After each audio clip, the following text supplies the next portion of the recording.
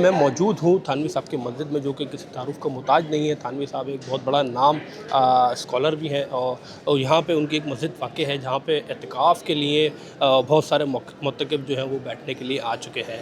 आपको यहाँ दिखाएंगे क्या मनाज़िर होते हैं, किस तरह बैठा जाता है और अल्लाह के नज़दीक समझा जाता है ये बंदा, और सिर्फ़ इबादतें करता है, दुनिया से दूर सिर्फ़ इबादत कर रहा होता है। आपको मिलवाते हैं, यहाँ पे कुछ लोग मौजूद हैं जो कि बैठने के लिए आए हैं। अस्सलाम वालेकुम हज़रत। वालेकुम सलाम। क्या नाम? खैरियत से? ठीक ठाक हैं।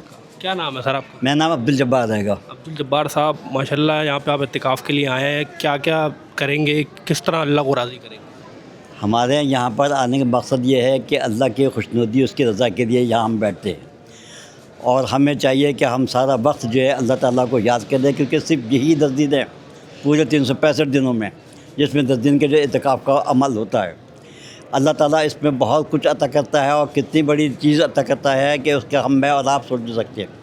हमें चाहिए कि हम हर वक्त जो है अल्लाह की याद में, उसके मसरूफ़ में, कुरान पाक की तिलावत में, ज़िक्र में, तक़रीबन हर नमाज़ वग़ैरह बाकायदगी के साथ ऐसे जुड़ें जैसे तरीके से जो इंसान को जोड़ा जाता है। अल्हम्दुलिल्लाह रमज़ान शुरू हुआ और होते होते अल्लाह ने जैसे कैसे भी हमें यहाँ तक पहुँचा दिया कि आज आखिरी अशरा शुरू हो रहा है और मुतकिफ़ीन भी मस्जिद में आ गए हैं और उन्होंने अपना पड़ाव डाल दिया है।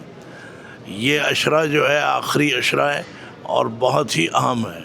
बस यूँ समझ लें कि शुरू में हमसे कोई गलतियाँ जो भी हो गई, अब कोशिश ये करें कि इस अशरे में हम अपने काम अच्छे से अच्छा करके दिखाएं। इस अशरे की सबसे बड़ी इबादत, अहम इबादत है एतिकाफ़ की इबादत, कि लोग आते हैं, मर्द हज़रात मस्जिदों में हर जगह बैठते हैं। तो ये बहरहाल एक बहुत अहम इबादत है और ये मैंने पहले भी कहा है किसी चैनल पे कि रोज़ा, तरावी, तिलावत कुरान, ये सब चीज़ें तो अपनी इनफरादी हैं, लेकिन ये एक ऐसी इबादत है कि करने वाला एक है एतिकाफ़ का, लेकिन वो पूरी उम्मत का नुमाइंदा है। अपने लिए भी कर रहा है, अपने घर वालों के लिए भी और पूरी उम्मत के लिए। तो ये अल्हम्दुलिल्लाह बहुत अहम गोया ये वक्त आ गया है कि हमें इसकी कदर करनी चाहिए कि हम ज़्यादा से ज़्यादा इसके अंदर शरीक रहें और इसी में लैलतुल क़द्र भी मिल जाएगी और बहुत सी नेमतें हैं जो अल्लाह ताला इसमें हमें देंगे। तो मुतकिफ़ीन हज़रात को मैं मुबारकबाद देता हूँ जो थानवी मस्जिद में आ गए या किसी भी मस्जिद में पहुँच गए।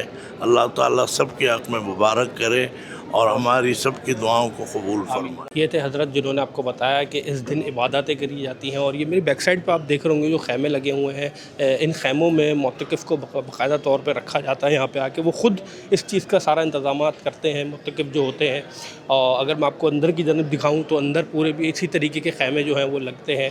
आज पूरे पाकिस्तान के अंदर जो है वो मुतकिफ़ हज़रात जो हैं वो मस्जिदों के अंदर पड़ाव डालेंगे और आज के दिन से जो उनकी इबादतें हैं वो शुरू हो जाएंगी और फिर शवाल के चाँद तक का इंतज़ार किया जाएगा। फिर 2 नफिल पढ़ने के बाद वो अपने घरों को रवाना हो जाएंगे और उम्मीद करते हैं वो पाकिस्तान की सलामती और बका के लिए भी दुआएं करेंगे। यहाँ पे बाकायदा तौर पे मखसूस दुआएं भी होती हैं और इसी दिन, इन्हीं 10 दिनों के अंदर एक रात होती है लैलतुल क़द्र की, जिसमें अल्लाह पाक जो कि कोई भी दुआ जो है आपकी वो कबूल होती है, लाजमी उसको पकड़ना होता है उस रात को।